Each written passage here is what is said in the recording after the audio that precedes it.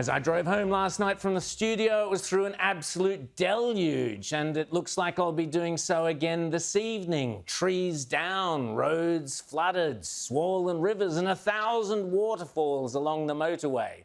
The heaviest rain in parts of Sydney in 47 years, 100 mils of rain an hour at one point. Naturally, I only had one thought that kept replaying over and over in my mind. Even the rain that falls isn't actually going to fill our dams and our river system. That was, of course, one of the key global warming climate change predictions from Tim Flannery from the beginning of this century, and just one of the many, many predictions that was so wrong it is either laughable or criminal. Indeed, along with no more rain, it's going to be a permanent drought. It was also predicted that by 2020, children in Europe and Australia wouldn't know what snow was anymore.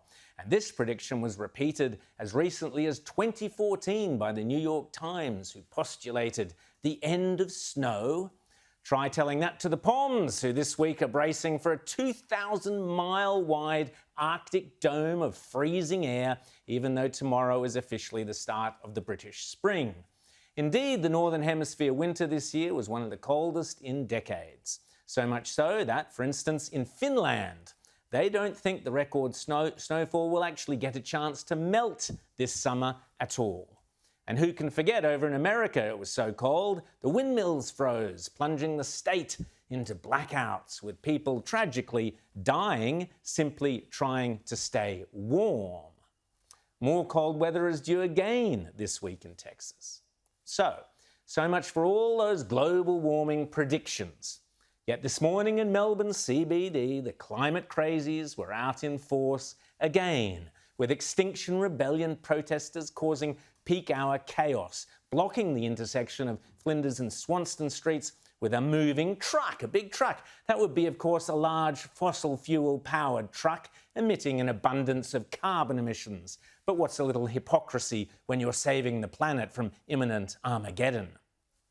At what point, I wonder, will any of our major political leaders call out this rubbish for what it is?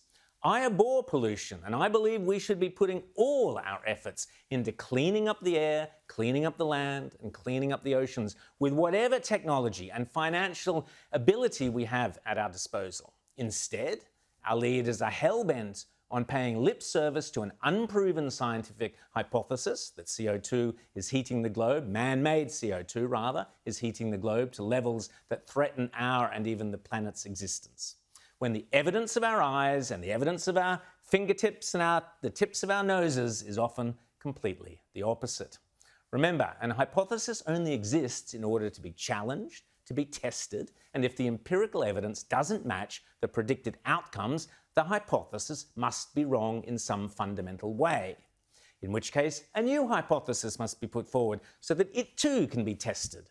Yet as far as I can tell, major economic decisions affecting us all across the planet are predicated on a theory from 2 decades ago, if not longer, that simply does not stack up for the obvious reasons that so many of the most basic predicted outcomes and modelling have failed to occur. Meanwhile, as the likes of Matt Keane here in New South Wales, or other renewables snake oil salesmen and women across the country sabotage the economics of coal, one of our greatest assets, to our north, our greatest potential military and security threat, China, is busy emitting away to its heart's contents. More coal emissions from China, according to Bloomberg, are yet to come, and because they have no intention, according to Bloomberg, of slowing down.